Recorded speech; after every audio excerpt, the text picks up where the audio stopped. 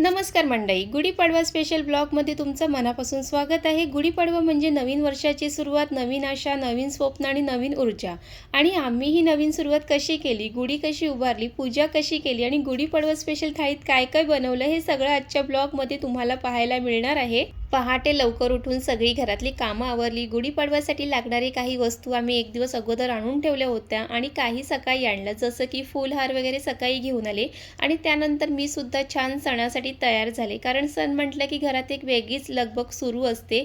ही सगळी खास क्षण तुमच्यासोबत शेअर करणार आहे, म्हणून हा ब्लॉग शेवटपर्यंत नक्की पहा। आणि पूजेसाठी लागणारं सगळं साहित्य इथे रेडी करून ठेवलेलं आहे। चला मी तुम्हाला दाखवते। हार, फुलं, नारळ, तुळस, दुर्वा, आंब्याची, कडुलिंबाची पानं, गुढीसाठी छान अशी साडीसुद्धा काढून ठेवलेली आहे, आरतीचं प्लेट, करंडा आणि त्यासोबतच पाट आणि त्यावरती टाकण्यासाठी हे लाल कपडा आणि सुंदर असं कलश आहे, जे सुद्धा मी स्वस्तिकने असं तयार करून ठेवलेलं आहे। त्यानंतर सर्वात आधी नवऱ्याने देवघर आणि मुख्य दरवाजाला हार लावून छान सजवून घेतलं। सणाची सुरुवातच सुंदर झाली, कारण गणपती बाप्पाच्या दर्शनाने झाली।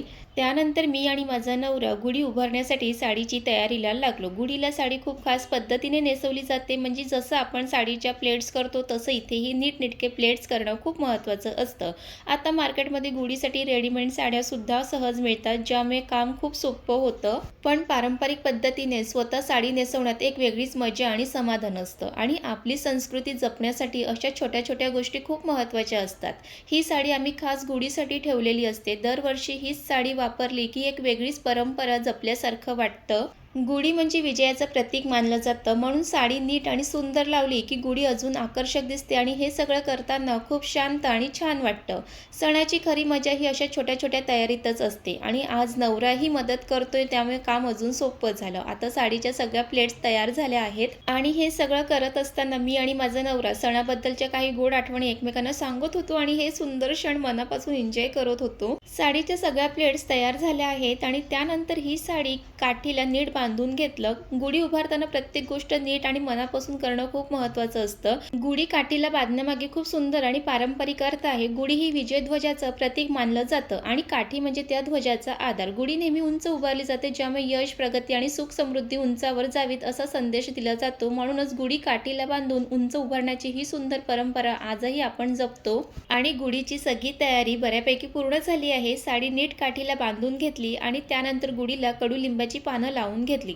कडुलिंब खूप महत्त्वाचं असतं, ते आरोग्य आणि सकारात्मकतेचं प्रतीक मानलं जातं। त्यानंतर कलश उलटा करून गुढीवर ठेवतो, जे समृद्धी आणि विजयाचं प्रतीक मानलं जातं। आणि अशा प्रकारे आपली गुढी पूर्णपणे तयार झालेली आहे। आणि त्यानंतर ही गुढी उभारण्यासाठी फायनली तयार झालेली आहे। आणि त्यानंतर गुढीच्या पूजेसाठी लागणारं सगळं साहित्य जिथे गुढी उभारणार आहोत तिथेच ठेवून घेतलं, म्हणजे पूजा करताना सगळं साहित्य हाताशी असेल तर पूजा शांतपणे आणि छान करता येतं। आणि हे सगळं करत असताना मला व्हिडिओ सुद्धा शूट करायचं होतं, म्हणून सगळी तयारी आणि व्हिडिओ काढणं दोन्ही एकत्र चालू होतं। कधी आधी काम करायचं मग व्हिडिओ काढायचं, तर कधी आधी व्हिडिओ काढून मग काम पूर्ण करायचं, असं तारेवरची कसरत चालू होती। सणाची तयारी आणि ब्लॉगिंग दोन्ही मॅनेज करणं थोडंसं चॅलेंजिंग असतं, पण त्यातच मजा सुद्धा आहे, कारण हे सगळे छोटे छोटे मुवमेंट्स कॅप्चर झाले की नंतर बघताना खूप छान वाटतं। आणि तुमच्यासोबत सुद्धा हे सगळं मला शेअर करता येतं आणि त्यातच मला खरा आनंद सुद्धा मिळतो। आणि त्यानंतर गुढीच्या पूजेसाठी मांडणी करायला सुरुवात केली। सर्वात आधी पाट मांडून घेतला आणि त्यावरती लाल रंगाचा शुभ कपडा टाकून घेतला। लाल रंग खूप शुभ मानला जातो, त्यामुळे पूजेसाठी तोच वापरला जातो। त्यानंतर कलश तयार करून घेतला। कलश आधी स्वच्छ धुवून घेतला आहे। आता त्यामध्ये पाणी टाकलं, त्यासोबत सुपारी, नाणं, हळद, कुंकू, फूल टाकून घेतली। मग कलशाच्या वर आंब्याची पानं ठेवली आणि त्यावरती नारळ ठेवला आणि अशा प्रकारे आपला कलश छान तयार झाला। हा कलश म्हणजे समृद्धी आणि पूर्णत्वाचं प्रतीक मानलं जातं, म्हणून प्रत्येक पूजेत त्याला खूप महत्त्व दिलं जातं। मग त्यानंतर विड्याची पानं घेऊन त्यावर सुपारी ठेवून घेतली। मग समईमध्ये तेल टाकून ती तयार करून घेतली। फुलांनी सगळं छान सजवलं आणि आरतीची प्लेटसुद्धा तयार करून घेतली। अशी सगळी पूजेची मांडणी करून घेतली। पूजेची मांडणी करताना मन खूप प्रसन्न झालं होतं, एक वेगळी शांतता अनुभवायला मिळत होती आणि सणाचा खरा आनंद अशा छोट्या छोट्या क्षणातूनच मिळत असतं।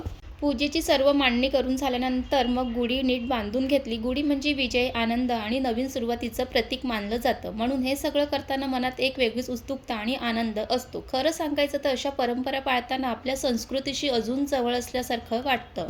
त्यानंतर गुढीला हार आणि साखरघाटी लावून घेतले. सर्वात आधी हा सुंदर फुलाचा हार गुढीला लावून घेतलं, यामुळे गुढी अजून सुंदर दिसते. आणि त्यानंतर साखरघाटी लावून घेतलं. गुढीपाडव्याला साखरघाटीचं खूप महत्त्व असतं. त्यात गोडवा, आनंद आणि सुख समृद्धीचं प्रतीक मानलं जातं. नवीन वर्ष गोड जावं, घरात आनंद, प्रेम आणि समाधान कायम राहावं अशी भावना त्यामागे असते. असं सगळं नीट लावलं की गुढी पूर्णपणे तयार होते आणि खूप सुंदर दिसते. आणि त्यानंतर गुढीची पूजा करायला सुरुवात केली. सर्वात आधी दिवा लावला. कोणत्याही पूजेची सुरुवात ही दिवा लावूनच केली जाते. दिवा लावण्यामागचं कारण असं आहे की दिव्याच्या प्रकाशाने अंधकार दूर होतो आणि घरामध्ये सकारात्मक ऊर्जा येते. मग गुढीला फूल, हळद, कुंकू अर्पण केलं. हे सर्व शुभ आणि समृद्धीचं प्रतीक मानलं जातं. त्यानंतर अगरबत्ती, धूप लावून घेतलं. त्यामुळे सुगंध घरभर पसरतो आणि मन शांत होतं. आणि मग गुढीची मनापासून आरती केली. गुढीसमोर उभं राहून प्रार्थना केली की आमच्या घरात आनंद, सुख, आरोग्य आणि समृद्धी कायम राहो. खरंच अशा सणामुळे आपल्याला आपल्या संस्कृतीशी जोडून ठेवतात आणि मनाला एक वेगळी शांतता मिळते. आणि गोड नैवेद्य म्हणून गुढीसाठी गूळ ठेवलं. गूळ म्हणजे गोडवा, आनंदाचा प्रतीक मानलं जातं. म्हणून गुढीसोबत गूळ ठेवणं ही एक सुंदर परंपरा आहे. आणि अशा पद्धतीने गुढीची मनोभावे पूजा केली आणि इथे गुढीची पूजा झालेली आहे. आणि तुम्ही इथे पाहू शकता गुढीची पूजा किती छान आणि नीट पद्धतीने पार पाडली गेलेली आहे. साडी, फुलं, हार, कलश आणि साखरघाटी सगळं व्यवस्थित मांडलेलं आहे. खरंच अशा तयारीत सणाचा खरा आनंद अनुभवायला मिळतो. आणि तुम्ही सुद्धा सणाचा खरा आनंद माझ्यासोबत अनुभवा आणि या नवीन वर्षात तुमच्याही जीवनात आनंद, चांगले आरोग्य, सुख, समृद्धी लाभो अशी गुढीकडे मनोभावे प्रार्थना करते. दरवर्षी ही परंपरा जपताना एक वेगळाच आनंद जाणवतो आणि खरंच अशा छोट्या छोट्या तयारीतूनच सणाची खरी मजा येते. आणि त्यानंतर मग नवऱ्याने सुद्धा गुढीची मनोभावे पूजा केली. त्यानंतर मग घरातल्या देवाऱ्याची पण पूजा करून घेतली. मग घराच्या उंबरठ्याची पूजा केली, आरती करून घेतलं. आणि खरंच खूप छान वाटत होतं हे सगळं करत असताना. आणि अशा पद्धती मग पूजा करून झाले आणि मग आम्ही छान असे फोटोज, व्हिडिओज वगैरे मी काढले. कारण फोटोज, व्हिडिओज काढले का त्याच एक आठवणी असतात आणि त्या आठवणी नेहमीच आपल्याला जपून ठेवल्याच पाहिजे.